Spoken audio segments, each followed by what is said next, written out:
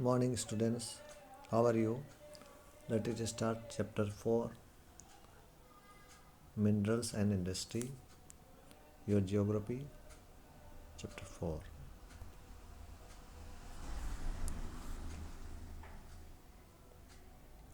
Manufacturing industries.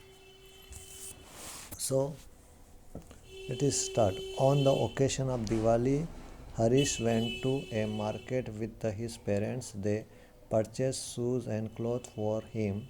His mother purchased utilities, sugar, tea, and diyas.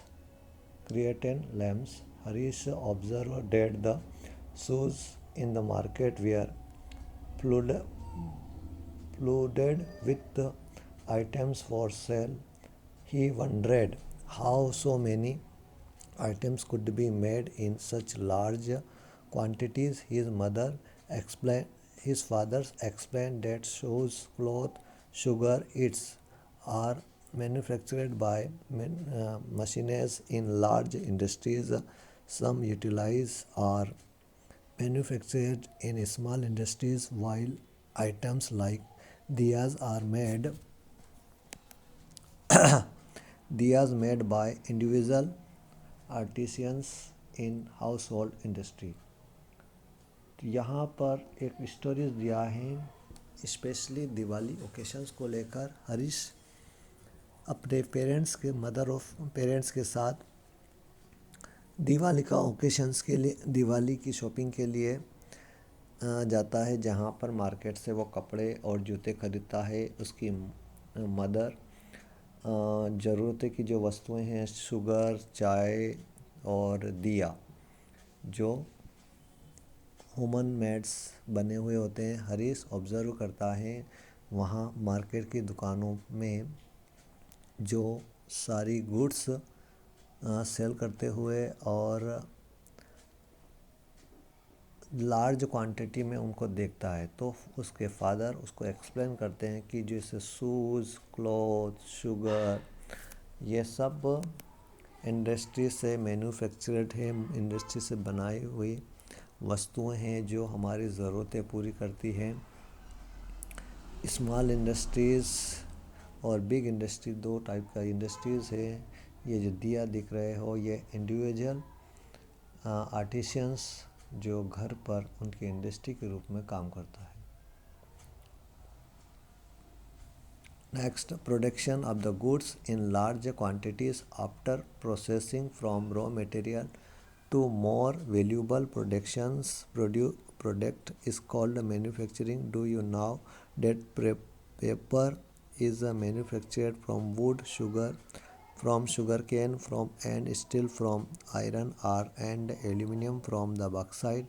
Do you also know that some types of clothes are manufactured from yarn, which itself and the industrial product?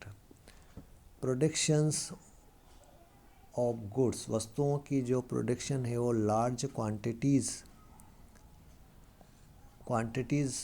में के बाद जो production और processing होता है उसमें raw material की ज़रूरत होती है, और वो रॉ मटेरियल मैन्युफैक्चरिंग के बाद तैयार होता है। जैसे कि पेपर बनाने के लिए वुड्स की रिक्वायरमेंट होगी, वहीं पर शुगर के लिए शुगर कैन, और स्टील के लिए लोहा, एल्यूमिनियम और बॉक्साइट की ज़रूरत होगी, या बॉक्साइट से वस्तुएं बनाई जाएगी। और कपड़ों के लिए कॉटन यॉर्न की ज़रूरत होगी, जो इंडस्ट्रीज़ में तैयार किया जाता है। People employed in the secondary activity manufacturing the primary material into finished goods. The workers employed in steel factories, car, breweries, textile industries, bakeries, it's all into this category. Some people are employed in the providing service. In this chapter we are mainly concerned with the manufacturing industries which all fall in the secondary sector. Secondary sector activity में जो लोगों को काम मिलता है, employees मिलता है, primary material के का वस्तुओं का जब काम फिनिश हो जाता है तो उसके बाद जो वर्कर्स होते हैं, एम्प्लॉयड होते हैं, वो स्टील फैक्ट्रीज़ हो, कार बनाने वाली फैक्ट्रीज़ हो, बेकरीज़ हो, टेक्सटाइल इंडस्ट्रीज़ हो या अदर हो, वहाँ पर अलग अलग कैटेगरीज में लोगों को जॉब प्रोवाइड होती है। वो अपनी सर्विसेज वहाँ पर देते हैं और इस चैप्टर में हम मैन्युफैक्चरिंग इंडस्ट्रीज़ और वहाँ पर जो एम्प्लॉय हैं, सेकेंडरी सेक्टर्स का जो एक्टिविटीज़ है उसके बारे में डिटेल से जानने का कोशिश करेंगे। The economic strength of the country is the important of manufacturing. एक अर्थव्यवस्था के लिए, किसी भी कंट्री के लिए मैन्युफैक्चरिंग्स कितना इम्पोर्टेंस है वो इस चैप्टर में जानने की कोशिश करेंगे, कितना उसका इम्पोर्टेंस होता है। Manufacturing sector is considered the backbone of development is general and economic development is particular, mainly because manufacturing industries not only help modern agriculture which form the backbone of our economy, they also reduce the heavy development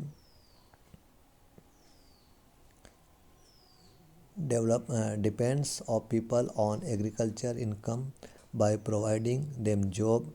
The secondary and tertiary sectors, manufacture sectors जो considered हैं उस पर जो ध्यान आकर्षित किया जाता है तो वो डेवलपमेंट में एक रीढ़ की हड्डी का काम करता है सामान्यतः, और इकोनॉमिक डेवलपमेंट में पर्टिकुलरली मेनली इन चीज़ों के ऊपर फोकस किया जाता है। First is manufacturing. जो इंडस्ट्रीज़ हैं वो केवल मॉडर्न आधुनिक खेती को ही मदद नहीं करते, बल्कि वो एक अर्थव्यवस्था में रीढ़ की हड्डी का भी काम करते हैं और heavy depends of people in agriculture by providing them jobs and secondary tertiary sector। Agriculture को, प्रोडक्शंस को बढ़ाना और उससे वस्तुएं प्रदान करना, नौकरियां देना सेकेंडरी और टेरिटरी सेक्टर्स में मैन्युफैक्चरिंग काफ़ी इम्पोर्टेंट रोल्स निभाता है। Industrial development is the pre conditions for the creations of the unemployment and providing from our country. This was the main philosophy behind public sector industries and joint sector venture in India. It was also aimed at burning